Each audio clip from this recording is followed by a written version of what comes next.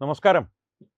ഈ കഴിഞ്ഞ 2 ദിവസങ്ങളായി 2, 3 ദിവസങ്ങളായി നമ്മുടെ കേരളത്തിലെ മാധ്യമങ്ങളിൽ വലിയൊരു ചർച്ചാ വിഷയമെന്ന് പറയുന്നത് എൽഡിഎഫ് തകർച്ചയിലേക്ക് നീങ്ങിക്കൊണ്ടിരിക്കുകയാണ്. സിപിഐ നിയമസഭയിൽ പ്രതിപക്ഷ ഉപനേതാവിൻ്റെ പദവി ആവശ്യപ്പെട്ട് പരസ്യമായി തന്നെ രംഗത്തെത്തിയിരിക്കുന്നു. ആ ആവശ്യത്തിൽ നിന്ന് അവർ പിന്നോട്ട് പോകുവാനുള്ള സാധ്യതകൾ വളരെ വിരളമാണ്. കാരണം ബിനോയ് വിശ്വം, സിപിഐയുടെ നേതാവ് ബിനോയ് വിശ്വം പരസ്യമായി തന്നെ പലതവണ ഈ ഒരു ആവശ്യം ആവർത്തിച്ച് കഴിഞ്ഞിരിക്കുന്നു. ഇനി ബോൾ സിപിഎമ്മിൻ്റെ കോർട്ടിലാണ്. പിണറായി വിജയനെ പോലുള്ളൊരു ധാർഷ്ട്യം ഉള്ള നേതാവ് അത് അംഗീകരിക്കുമോ, എം.എ. ബേബി അത് അംഗീകരിക്കുമോ, ഗോവിന്ദൻ മാഷ് അത് അംഗീകരിക്കുമോ തുടങ്ങിയ ചർച്ചകൾ, വാദപ്രതിവാദങ്ങൾ CPI ഈ LDFിൻ്റെ തകർച്ചയിലേക്ക് കാര്യങ്ങൾ നയിക്കുമോ, കൊണ്ടെത്തിക്കുമോ, LDF തകർന്നടിയുമോ, അല്ലെങ്കിൽ തന്നെ ഏറ്റവും വലിയ തിരിച്ചടികൾ നേരിടുന്ന ഒരു സന്ദർഭമാണിത്.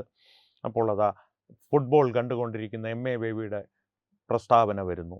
മാധ്യമങ്ങൾക്ക് അനുവദിച്ച അഭിമുഖത്തിൽ അദ്ദേഹം പറയുന്നു, വലിയ തിരിച്ചടികൾ നേരിടുന്ന ഒരു കാലഘട്ടമാണിത്, എല്ലാവരും ഒരുമിച്ച് നിൽക്കണം, സെൻറ്റർ ഫോർവേഡ് കളിക്കണം, ഗെയിം പ്ലാൻ ചേഞ്ച് ചെയ്യണം. ഫുട്ബോളിൻ്റെ ഒരു താരതമ്യവുമായി വെച്ചിട്ട് വലിയ ബൗദ്ധികമായിട്ടുള്ള കാര്യങ്ങൾ അദ്ദേഹം നമ്മുടെ മുൻപിൽ അവതരിപ്പിക്കുന്നു. അങ്ങനെ ഉള്ളൊരു വളരെ ഇപ്പോൾ ആ വാർത്തകളുടെ ഒരു അവതരണ ശൈലി കേട്ട് കഴിഞ്ഞാൽ LDF തകർന്നു കഴിഞ്ഞു, എല്ലാം കൂടി ഒരു വാഴനാരിൽ കെട്ടി തകരാതെ പിടിച്ചു വെച്ചിരിക്കുകയാണ് ആരൊക്കെയോ ചേർന്ന്.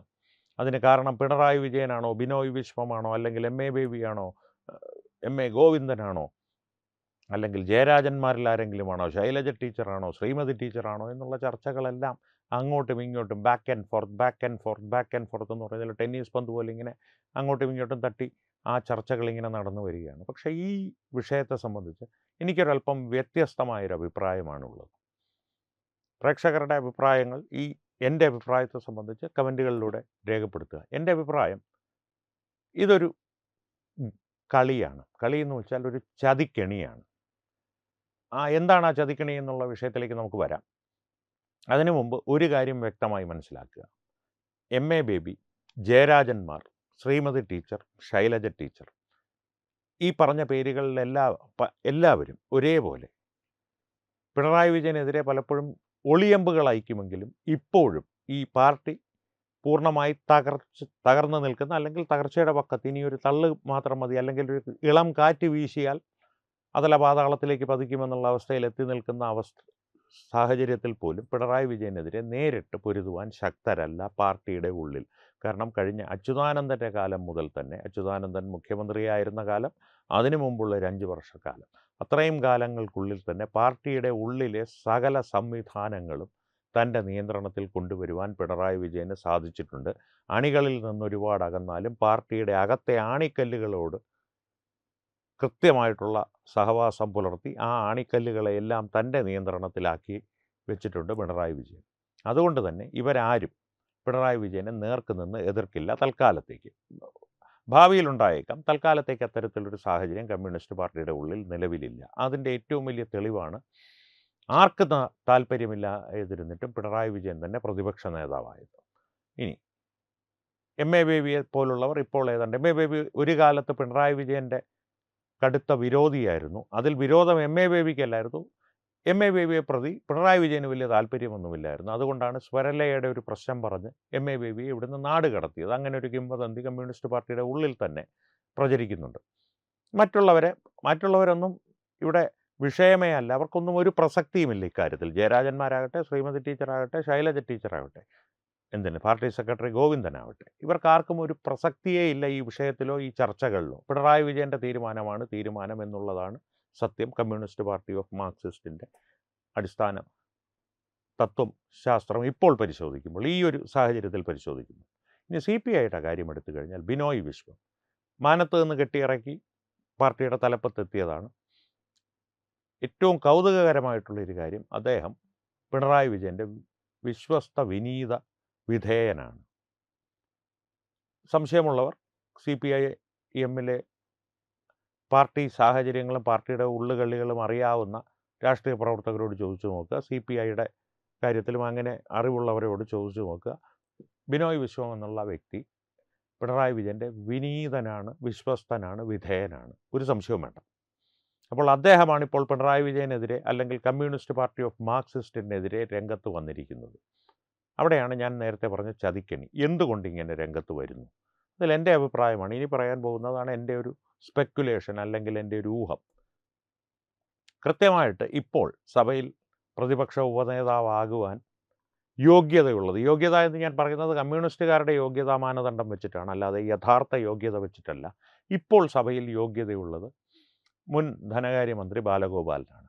ബാലഗോപാലാണ് ഇപ്പോൾ പ്രതിപക്ഷ ഉപനേതാവ് എന്നുള്ള നിലയിൽ ഒരുപക്ഷെ പിണറായി പല കാര്യങ്ങളിലും അതിനെക്കുറിച്ച് പ്രതികരിക്കേണ്ട എന്ന് പറഞ്ഞാൽ പോലും പരസ്യമായി സഭയിൽ വെച്ച് അങ്ങനെ അവർ പറയുന്നതെല്ലാം കേട്ട് മിണ്ടാതിരിക്കേണ്ട ആവശ്യമൊന്നുമില്ല എന്നുള്ള തരത്തിൽ പിണറായിയോട് പ്രതികരിച്ചിട്ട് ഭരണപക്ഷത്തിനെതിരെ ആഞ്ഞടിക്കുന്ന CPIM-ൻ്റെ ഭാഗത്തു നിന്നുള്ളൊരു നേതാവ്. അദ്ദേഹം ഇപ്പോൾ പ്രവർത്തിക്കുന്നത് തന്നെ പ്രതിപക്ഷ ഉപനേതാവ് എന്നുള്ള തരത്തിലാണ്. ആ ഒരു സ്ഥാനം ഔദ്യോഗികമായി അദ്ദേഹത്തിന് അനുവദിച്ച് നൽകിയിട്ടില്ലെങ്കിൽ പോലും. തന്നെയുമല്ല, ബാലഗോപാൽ ഇന്നോളം കാണിച്ചിട്ടില്ലാത്ത തരത്തിലുള്ള ഒരു അഗ്രസീവ്നെസ്, ഒരു മുന്നിട്ടിറങ്ങി കാര്യങ്ങൾ ചെയ്യുന്നൊരു തീക്ഷ്ണത സഭയ്ക്കുള്ളിൽ പ്രകടിപ്പിച്ചു തുടങ്ങിയിട്ടുണ്ട്. അപ്പോൾ അദ്ദേഹമാണ് സ്വാഭാവികമായി പ്രതിപക്ഷ ഉപനേതാവ് ആകാൻ പോകുന്നത് എന്ന് സഭാ TV കാണുന്ന ഒരു സാധാരണക്കാരൻ ഉറപ്പായും വിശ്വസിക്കും. പാർട്ടിക്കുള്ളിലും അത്തരത്തിലൊരു ആഗ്രഹങ്ങൾ ശരിയാണ്. ബാലഗോപാൽ ആകട്ടെ, ബാലഗോപാൽ നന്നായിട്ട് പ്രസംഗിക്കുന്നുണ്ടല്ലോ, അവരെ ഭരണപക്ഷത്തെ നല്ലതുപോലെ വെള്ളം കുടിപ്പിക്കുന്നുണ്ടല്ലോ, അതുകൊണ്ട് ബാലഗോപാൽ ആകട്ടെ എന്നുള്ളൊരു പൊതു അഭിപ്രായം രൂപപ്പെട്ട് വരികയായിരുന്നു. ആ അവസരത്തിലാണ് ഇപ്പോൾ CPI മുന്നോട്ട് വന്നിരിക്കുന്നത് എന്നാണ് ഞാൻ കരുതുന്നത്. എന്തുകൊണ്ട്? ബാലഗോപാൽ പ്രതിപക്ഷ ഉപനേതാവാകുന്നതിനോട് പിണറായി വിജയന് യാതൊരു താല്പര്യവുമില്ല. പ്രത്യക്ഷത്തിൽ പിണറായിയുടെ ഏറ്റവും അടുപ്പക്കാരിൽ ഒരാളാണ് ബാലഗോപാൽ. പക്ഷേ അവിടെ ഒരു പ്രശ്നം കിടപ്പുണ്ട്. പിണറായി വിജയൻ പ്രതിപക്ഷ നേതാവാണ്. പ്രതിപക്ഷ ഉപനേതാവായി ബാലഗോപാലൻ അവരോധിക്കപ്പെട്ടാൽ അത് നേരെ, ആ ഒരു നീക്കം നേരെ ബാധിക്കുന്നത് ആരെയായിരിക്കും? മുഹമ്മദ് റിയാസിനെ ആയിരിക്കും. പിണറായി വിജയൻ പ്രതിപക്ഷ നേതാവായത്, അല്ലെങ്കിൽ വാശി പിടിച്ച് ഇത്രയും വലിയൊരു പരാജയത്തിലേക്ക് പാർട്ടിയെ നയിച്ചതിൻ്റെ പൂർണ്ണ ഉത്തരവാദിത്വം തനിക്കാണെന്ന് തനിക്കും അറിയാം, പാർട്ടിക്കും അറിയാം. ആ സാഹചര്യത്തിൽ തൻ്റെ എല്ലാ ശക്തികളും ഉപയോഗിച്ച്, എല്ലാ സ്വാധീനങ്ങളും ഉപയോഗിച്ച് പ്രതിപക്ഷ നേതാവിൻ്റെ സ്ഥാനം പിടിച്ചു വാങ്ങിയത് രണ്ട് കാര്യങ്ങൾ കൊണ്ടാണ്. ഒന്ന്, വീണാ വിജയനെ പ്രതി നടക്കുന്ന കേന്ദ്ര ഏജൻസികളുടെ അന്വേഷണം. ആ അന്വേഷണത്തിൽ പ്രതിപക്ഷ നേതാവിന്, ക്യാബിനറ്റ് റാങ്കുള്ള പ്രതിപക്ഷ നേതാവിന് അനുവദിക്കപ്പെട്ടിട്ടുള്ള ചില സുരക്ഷിതത്വങ്ങളുണ്ട്, ഒരു സുരക്ഷാ വലയമുണ്ട്, അത് നേടിയെടുക്കുവാൻ. രണ്ടാമത്തെ കാര്യം, തൻ്റെ മരുമകൻ്റെ രാഷ്ട്രീയ ജീവിതം സുരക്ഷിതമാക്കി രാഷ്ട്രീയത്തിൽ നിന്ന് കളം വിടുവാൻ. മരുമകൻ്റെ രാഷ്ട്രീയ നേതൃത്വം അല്ലെങ്കിൽ രാഷ്ട്രീയ ഭാവി സുരക്ഷിതമാക്കണമെങ്കിൽ എന്ത് ചെയ്യണം? ഈ പ്രതിപക്ഷ ഉപനേതാവ് പോലുള്ളൊരു സ്ഥാനത്തേക്ക് ഒന്നുകിൽ മുഹമ്മദ് റിയാസിനെ കൊണ്ടുവരണം. ഇപ്പോഴത്തെ സാഹചര്യത്തിൽ ഉടനടി പിണറായി വിജയൻ അതിന് മുതിരില്ല. അപ്പോൾ എന്താണ് പ്രശ്നം? പാർട്ടിയിലുള്ള കുറച്ച് കഴിവുണ്ടെന്ന് തെറ്റിദ്ധരിപ്പിക്കുന്ന രീതിയിൽ സ്വന്തം പ്രതിച്ഛായ ഒന്ന് തേച്ച് മിനുക്കി മൂർച്ച കൂട്ടി സഭയിൽ അവതരിപ്പിക്കുന്ന ആരും പ്രതിപക്ഷ ഉപനേതാവ് സ്ഥാനത്തേക്ക് വരാതെ കാക്കണം. അതിന് നേരിട്ട് ഇദ്ദേഹം എതിർപ്പ് പ്രകടിപ്പിച്ചാൽ കൃത്യമായിട്ട് അദ്ദേഹത്തിൻ്റെ ലക്ഷ്യം എന്താണെന്നുള്ളത് എല്ലാവർക്കും അറിയാമത്, പാർട്ടിക്കുള്ളിലുള്ളവർക്ക് എല്ലാവർക്കും അറിയാം. പക്ഷേ അതൊരു വെളിവായി വരും, പ്രകടമായി തന്നെ വരുമത്. അത് ഉപയോഗിക്കുവാൻ ഒരുപക്ഷെ അദ്ദേഹത്തോട് ഉള്ളിൽ മുറുമുറുപ്പുള്ള ആളുകൾക്ക് ഒരു സാഹചര്യം ഒരുക്കപ്പെടും. അതുകൊണ്ട് അടുത്ത ഏറ്റവും നല്ല മാർഗം എന്താണ്? അതിനൊരു തടയിടാൻ സഖ്യകക്ഷിയെ രംഗത്തിറക്കുക. പ്രതിപക്ഷ ഉപനേതാവ് സ്ഥാനം ഞങ്ങൾക്ക് വേണം. ഇനി അങ്ങോട്ടേക്കുള്ള സാഹചര്യങ്ങളിൽ ഒന്നുകിൽ ബാലഗോപാൽ പ്രതിപക്ഷ ഉപനേതാവാകുന്നതിനോട് ഞങ്ങൾക്ക് താല്പര്യമില്ല, മറ്റാരെങ്കിലും ആക്കണമെന്നുള്ള തരത്തിൽ മുഹമ്മദ് റിയാസ് തന്നെ ചിലപ്പോൾ ആ സ്ഥാനത്തേക്ക് വന്നേക്കാം. CPI അത്തരത്തിലൊരു ഒത്തുതീർപ്പ് സമവാക്യം മുന്നോട്ട് വയ്ക്കുകയും മുഹമ്മദ് റിയാസ് തന്നെ വന്നേക്കാം. അല്ലെങ്കിൽ മറ്റാരെങ്കിലും, പിണറായി വിജയൻ്റെ വിശ്വസ്തനായ വിനീത വിധേയനായ ആരെങ്കിലും ആ സ്ഥാനത്തേക്ക് വന്നേക്കാം. ബാലഗോപാലിനെ ആക്കാതിരിക്കുക എന്നുള്ള പ്രഥമ ലക്ഷ്യം അവിടെ സാധിക്കപ്പെടും. അല്ല എങ്കിൽ മഹാമനസ്കനായ പിണറായി CPI-യോടും ബിനോയ് വിശ്വത്തോടും ക്ഷമിച്ചിരിക്കുന്നു, പ്രതിപക്ഷ ഉപനേതാവ് സ്ഥാനം അവർക്ക് നൽകിയിരിക്കുന്നു എന്നുള്ളൊരു തീരുമാനമെടുക്കും. അപ്പോഴും ആര്, തിരുവനന്തപുരം ഭാഷയിൽ ചോദിച്ചാൽ ശശിയായപ്പോൾ ആര് ശശിയായി? ബാലഗോപാൽ ശശിയായി. മുഹമ്മദ് റിയാസിൻ്റെ പാത CPIM-നുള്ളിൽ തടസ്സങ്ങളില്ലാതെ അപ്പോഴും കിടക്കും. പിണറായി വിജയന് കൃത്യമായിട്ടുള്ള ആസൂത്രണങ്ങളോടെ മുഹമ്മദ് റിയാസിനെ മുകളിലേക്ക് കൊണ്ടുവന്ന് പ്രതിപക്ഷ ഉപനേതാവോ അല്ലെങ്കിൽ മറ്റേതെങ്കിലും സ്ഥാനങ്ങളോ നൽകി രാഷ്ട്രീയ ഭാവി സുരക്ഷിതമാക്കി മരുമകനെ കണ്ട് സന്തോഷിച്ച് രാഷ്ട്രീയത്തിൽ നിന്ന് കളം വിടാം. അതിന് വേണ്ടിയിട്ടുള്ളൊരു ചതിക്കണിയാണ് ഈ ഒരുങ്ങുന്നത് എന്നാണ് ഞാൻ കൃത്യമായി വിശ്വസിക്കുന്നതെന്നല്ല, എനിക്ക് ഏതാണ്ടൊരു 99% ഉറപ്പാണ്. കാരണം അടിസ്ഥാനപരമായി ഇത്തരത്തിലൊരു പരസ്യമായ വെല്ലുവിളി CPIM-ന് നേരെയോ പ്രത്യേകിച്ച് പിണറായി വിജയന് നേരെയോ ഉയർത്തുവാനുള്ള നട്ടല്ലോ രാഷ്ട്രീയ വ്യക്തിത്വമോ, നട്ടല്ലെന്ന് ഞാൻ പറയുന്നത് അദ്ദേഹത്തിൻ്റെ ശാരീരികമായ നട്ടല്ലല്ല, രാഷ്ട്രീയ ആശയങ്ങൾക്ക് വേണ്ട നട്ടല്ലാണ്. രാഷ്ട്രീയപരമായിട്ടുള്ള സ്വാധീനമോ ശക്തിയോ ആർജവമോ ഉള്ളൊരു നേതാവല്ല ബിനോയ് വിശ്വം. അതുകൊണ്ട് തന്നെ അദ്ദേഹം ഇപ്പോൾ രംഗത്തിറങ്ങിയിട്ടുണ്ടെങ്കിൽ അതിൻ്റെ പിന്നിൽ കളിക്കുന്ന, അദ്ദേഹത്തെ നയിക്കുവാൻ ശേഷിയുള്ള, അദ്ദേഹത്തിന് വിനീതത്വമുള്ള, അദ്ദേഹത്തിന് വിധേയത്വമുള്ള ഏതോ ഒരു ശക്തി ഉണ്ട് എന്നുള്ള കാര്യം എനിക്ക് ഏതാണ്ട് ഉറപ്പാണ്. ഈ വിഷയത്തെ സംബന്ധിച്ച് പ്രേക്ഷകരുടെ അഭിപ്രായങ്ങൾ എന്താണ്? ഇത്തരത്തിലൊരു വീക്ഷണകോണ് നിങ്ങൾക്കുണ്ടോ? നിങ്ങൾ ഇതിനെക്കുറിച്ച് ചിന്തിച്ചിരുന്നോ? അതോ ഞാൻ വെറുതെ വായുവിൽ ഇത്തരത്തിലുള്ള ഭാവനകൾ സൃഷ്ടിക്കുകയാണോ?